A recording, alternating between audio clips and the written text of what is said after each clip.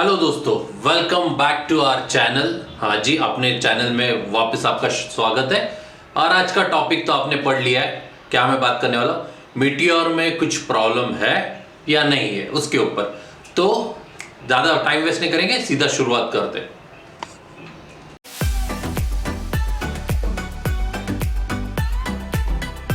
दोस्तों, ये टॉपिक लेने के पीछे मेरा एक ही रीज़न था कि बहुत सारे जन ने मुझे कमेंट बॉक्स में और डीएम में मुझे पूछा था कि मीटियोर में ये आपको ये प्रॉब्लम फेस हो रही है कि नहीं। तो उसके ऊपर से हम लोग बात करने। तो फर्स्ट प्रॉब्लम के ऊपर मैं बात करने वाला दोस्तों कि फर्स्ट प्रॉब्लम बेसिकली सबसे ज़्यादा मुझे ना लोगों ने सवाल इसके ऊपर पूछा था, वो था इंजन हीट हो रहा है कि नहीं। दोस्तों, इंजन हीट हो रहा है क्योंकि इंजन है एयर कूल्ड। बेसिकली अगर आपका गाड़ी एक रन करके आके एक जगह पे खड़ा रहेगा, ट्रैफिक में खड़ा रहेगा, तो उसको एयर जितना चाहिए उतना पास नहीं होगा क्योंकि ट्रैफिक रहेगा तो पास नहीं होता। तो थोड़ा सा इंजन में हीट लगता है। लेकिन अब वही अगर आपका गाड़ी मूवमेंट में रहेगा ना, तो कुछ भी हीट नहीं महसूस होता है दोस्तों, बिल्कुल भी नहीं। जीरो सा हीट लगेगा आपको और आपका जो टेंशन है ना वो खत्म हो जाएगा। तो मुझे बहुत सारे जन ये पूछते हैं कि आपके गाड़ी का जो मेरे गाड़ी में ये प्रॉब्लम फेस नहीं होता है क्योंकि ये मेरा प्रॉब्लम था जब भी स्टार्टिंग में मैंने लिया था। 500 किलोमीटर और 1000 किलोमीटर होने के बाद ये प्रॉब्लम सॉल्व हुआ। ये प्रॉब्लम सॉल्व कैसा हुआ कि मैंने सर्विसिंग में दिया।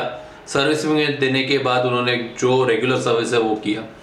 रेगुलर सर्विस होने के बाद 1000-1500 किलोमीटर मैंने चलाया था।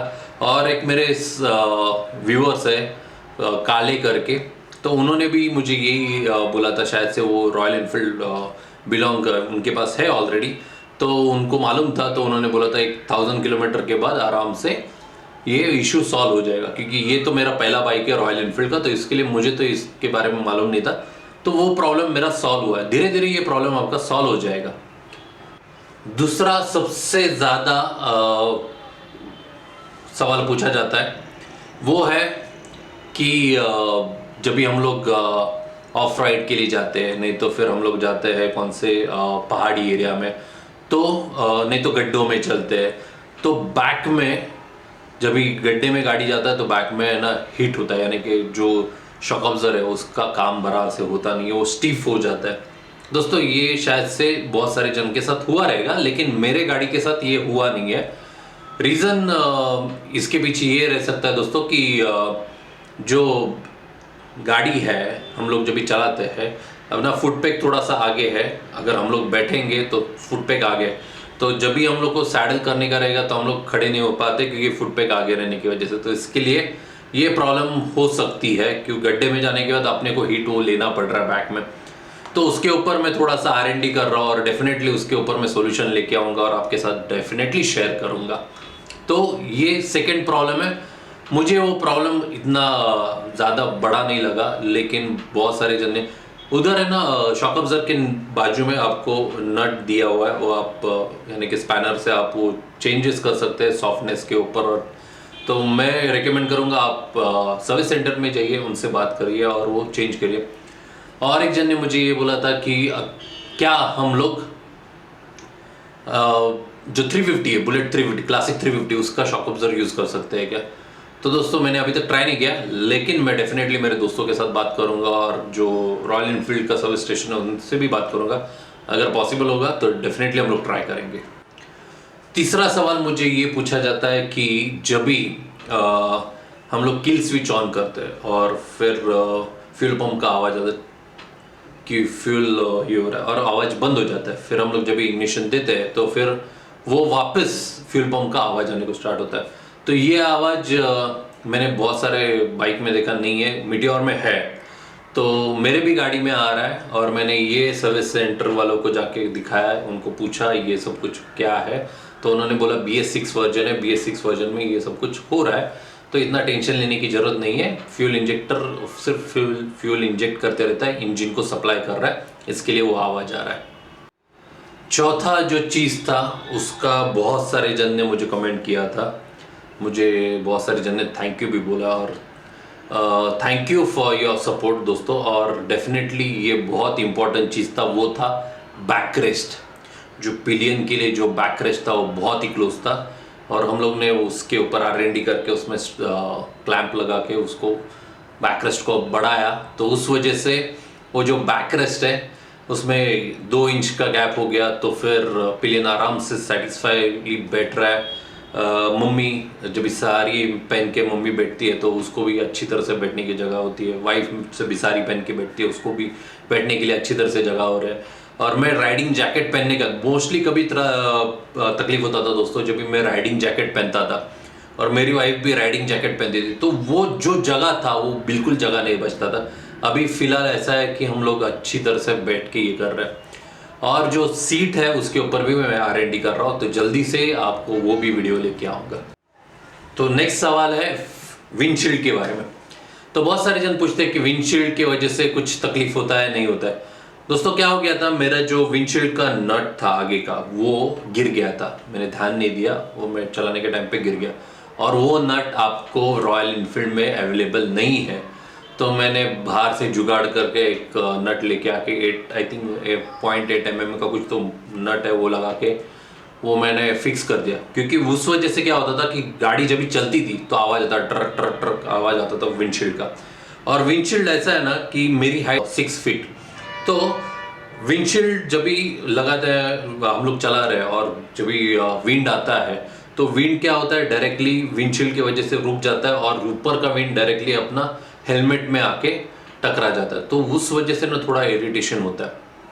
तो वो एक मुझे थोड़ा सा ये लग रहा है, लेकिन जो विंडशील्ड की वजह से लुक है ना गाड़ी का टोटली डिफरेंट हो जाता है। भले वो स्टेलर के लिए आप छोटा वाला लगाइए, नहीं तो ये जो सुपरनोवा का बड़ा वाला वो लगाइए, लेकिन उसका लुक जो है वो डिफरेंट है और बहुत अच्छा है। नेक्स्ट सवाल लोगों का रहता है ब्रेक। सो ब्रेकिंग का तो आई थिंक आप लोग को सबको मालूम रहेगा कि ब्रेकिंग में ये होता है कि जब भी हम लोग रेयर ब्रेक अप्लाई करते हैं तो आवाज़ आता है उसका।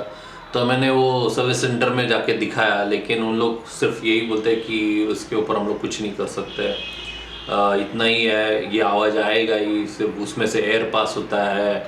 तो आई थिंक अगर आपने कुछ सोल्यूशन निकाला है तो प्लीज़ मेरे साथ शेयर कर दीजिए, तो फिर मैं भी वो सोल्यूशन ट्राई करूँगा। क्योंकि ऐसा नहीं है कि सब चीज़ मुझे मालूम रहेगा दोस्तों, आप लोग का भी इनपुट बहुत इंपॉर्टेंट है। फिर और एक सवाल जो रहता है बहुत सारे जन का, वो रहता है कि जो DRL है वो कंटिन्यूस ऑन रहता है, और DRL के वजह से जब भी, और दूसरा एक चीज़ कि हम लोग जब भी इग्निशन ऑन करते हैं तो हेडलाइट भी ऑन होता है, तो उसके लिए कुछ सोल्यूशन है क्या? तो उसके लिए मैं सोल्यूशन अभी तक कुछ नहीं देख रहा दोस्तों, क्योंकि रीज़न ये है कि अगर हम लोग कुछ छेड़खानी करेंगे तो उसमें वारंटी का कुछ इशू हो सकता है, और फिर रॉयल इनफील्ड बोलेंगे कि नहीं ये आउट ऑफ वारंटी हो गया क्योंकि आपने इसके साथ छेड़खानी की है। तो वो मैं आपको सलाह देता हूँ कि पहला आप देखो कि ये इसके ऊपर से आप कुछ कर सकते हैं कि नहीं। अगर मेरा तो मैं मानना ये है कि ओके नो प्रॉब्लम, चालू रहेगा, 1-2 साल यूज़ करो, बैटरी डाउन होगा, 3 साल के बाद मोस्टली बैटरी डाउन होता है। जो भी नए हम लोग बैटरी लेते हैं, यानी कि जो नई गाड़ी रहती है उसकी बैटरी मैक्सिमम 3 से 4 साल चलती है, तो उतने में आपका बैटरी ख़त्म होता है। तब तक आपका वारंटी भी आप देख लो, एक्सटेंडेड वारंटी है तो 5 साल का, वो भी आपको फ़ायदा होगा। तो देख लीजिए, वो हिसाब से ही आप आगे का प्रोसेस कर दीजिए। सो नेक्स्ट सवाल ये रहता है दोस्तों कि वाइब्रेशन के बारे में। तो वाइब्रेशन आप देखेंगे 60 की स्पीड में जाएंगे तो वाइब्रेट होती है गाड़ी का, हैंडल बार में वाइब्रेशन आता है। और जो मिरर है उसमें तो वाइब्रेशन ऐसे रहता है कि जब भी आप एक 40-50 किलोमीटर चलाएंगे तो वो जो मिरर्स रहते हैं वो डाउन हो जाते हैं, यानी कि जो सीधे खड़े रहेंगे मिरर्स वो डाउन हो जाएंगे। तो वो प्रॉब्लम है, तो उसको रेक्टिफाई करने के लिए शायद से अपने को दूसरा कौन सा कंपनी का, यानी कि KTM हो गया, नहीं तो फिर डोमिनार हो गया, उसका मिरर्स डाल के हम लोग को देखना पड़ेगा अगर वाइब्रेशन से वो जो है वो इफेक्ट कम होता है कि नहीं। सॉरी, मैं थोड़ा सा लड़का गया था, लेकिन कम होता है कि नहीं होता।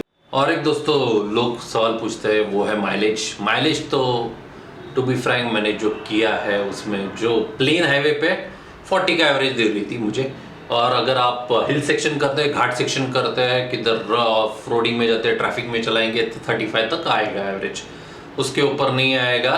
कोई भी कुछ भी बोलने तो सच में नहीं आता। PPF के बारे में बहुत सारे जन ने सवाल पूछा था। PPF दोस्तों मैंने नहीं किया है मेरे बाइक में, रीज़न ये है थोड़ा एक्सपेंसिव है दोस्तों, और मैं नहीं चाहता हूँ कि मैं खर्चा कर सकूँ इतना, क्योंकि ऑलरेडी बाइक लिया है, उसके ऊपर खर्चा हुआ है, थोड़ा सा और दूसरा चीज़ों में खर्चा हो रहा है, पेट्रोल का दाम भी बढ़ गया है। पीपीएफ करना बहुत ज़रूरी है, बहुत सारे जन बोलते हैं, लेकिन मैंने अभी तक नहीं किया है। और पीपीएफ का खर्चा मैंने मेरे इधर पूछा था पुणे में, तो समथिंग अराउंड 7,000 से लेकर 10,000 के बीच में आएगा, जो इंक्लूड हो रहा है फ्रंट और मडगार्ड एंड टैंक और साइड पैनल। ये पीपीएफ में उन लोग ये कर रहे हैं। तो अगर आपके पास कोई रहेगा जो सस्ते में और अच्छा करके देता रहेगा, तो प्लीज़ इन्फॉर्म कर दीजिए दोस्तों। फाइनल थिंग जो मुझे बहुत सारे जन पूछते हैं, और मुझे तो लगता है कि ये सवाल मैं जो जवाब दे रहा हूँ वो मेरे पॉइंट ऑफ व्यू से दे रहा हूँ, क्योंकि मुझे बहुत सारे जन बोलते कि क्या करें हम लोग, रॉयल इनफील्ड मीटियोर ले ले क्या, हम लोग दूसरी कौन सी गाड़ी ले ले क्या क्या। दोस्तों आपको ये प्लान करना है कि आपको क्या करना है, बेसिकली आपको क्यों चाहिए। देखो दोस्तों, मेरे लिए भी ऑप्शंस बहुत सारा था, और ये गाड़ी लेने के पीछे अपना थोड़ा ज़्यादा ही खर्चा हो जाता है, क्योंकि 2.5 तक अपने को खर्चा करना पड़ता है गाड़ी के लिए। अगर 2.5 लाख तक आप गाड़ी खरीदते तो आप सोचेंगे कि उसको एटलीस्ट 10 साल तक हम लोग यूज़ करेंगे। तो 10 साल के लिए अगर आप देखेंगे तो आप मुझे तो मेरा ओपिनियन ये है कि मैं रॉयल इनफील्ड के साथ ये क्या है कि सर्विस स्टेशन बहुत है और रिलायबल है अगर हम लोग चाहिए तो। और सर्विस जो कॉस्ट है बहुत सारे जन को आया था 1,500 2,000 अभी रिसेंटली जिन्होंने लिया है। मुझे फर्स्ट सर्विस का कॉस्ट आया था 758 सम चेंज आया था, तो आई थिंक 700 to 800 के बीच में ही आया था, ज़्यादा खर्चा नहीं हुआ था। तो वो डिपेंड होता है कि आप कौन से सर्विस स्टेशन में कर रहे हो। लेकिन अगर आपको लग रहा है वो कुछ चेंजेस कर रहे हैं, कुछ ज़्यादा पार्ट यूज़ कर रहे हैं, तो आप उसको सवाल कर सकते हैं। और कुछ चेंजेस करने से पहले उनका काम है आपको पूछने का। तो ये सब चीज़ें ना आप ध्यान में रखो। और मैं तो टू बी फ्रैंक, मैं तो रॉयल इनफील्ड ही खरीदना चाहता था। मेरे दिमाग में बहुत सारे बाइक्स थे, लेकिन मुझे रिलायबल लगा रॉयल इनफील्ड। रॉयल इनफील्ड का मैंने पहला बुकिंग किया था हिमालयन। जैसा मैंने ये बाइक देखा तो मेरा मन बदल गया और मैं इसके ऊपर डन हो गया। तो ये बाइक मुझे पसंद। दोस्तों बेसिकली कैसा है कि ये जो बाइक है ये है मशीन है दोस्तों। तो मशीन में किधर ना किधर तो प्रॉब्लम हो सकता है। अगर हम लोग सिर्फ यही सोचेंगे, अरे मोस्टली लोगों क्या दिखते हैं, इवन मैं भी ये दिखता था कि निगेटिव क्या है, हम लोग ज़्यादा प्रेशर करते हैं निगेटिव क्या है, वो चीज़ में वो बाइक में निगेटिव क्या है।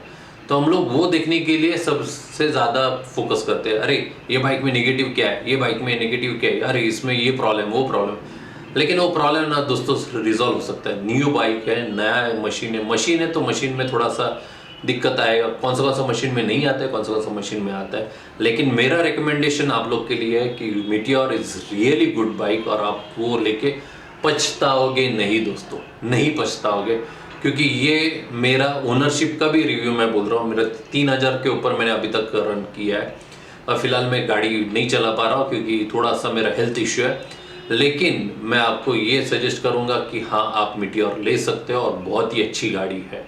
सो दोस्तों, आपको अगर ये वीडियो पसंद आया रहेगा और आपके और सारे क्वेश्चंस रहेंगे तो प्लीज़ मेरे साथ शेयर कर दीजिए, मैं डेफिनेटली उसकी जवाब दूंगा। और ऐसे ही एक वीडियो बना सकता हूँ। शायद मैं प्लान कर रहा था दोस्तों कि लाइव जाने का, तो आप मुझे बोलिए कि कभी लाइव जाने का, क्योंकि आखिर में आप रहेंगे तभी मैं लाइव जाके फ़ायदा है, नहीं तो फिर मैं अकेला लाइव जाके क्या फ़ायदा है। तो बेसिकली दोस्तों आप मुझे बताइए आप कभी लाइव जाना चाहते हैं मेरे साथ, तो फिर हम लोग लाइव जाएंगे। आई होप दोस्तों आपको ये वीडियो पसंद आया रहेगा। तो अगर आपको पसंद आया तो लाइक करना, शेयर करना अपने दोस्तों के साथ, और क्या, सब्सक्राइब करना चैनल को। ओके, तो तब तक के लिए प्लीज़ टेक केयर। और एक बहुत इंपॉर्टेंट दोस्तों, थोड़ा सा कोविड का सिचुएशन बढ़ने लगा है। बीइंग वर्किंग इन हॉस्पिटल, मैं आपको ये बोल रहा हूँ कि मास्क पहनो और हाथ अच्छी तरह से धो, और अपना ख्याल रखो, फैमिली का ख्याल रखो। Take care, bye bye.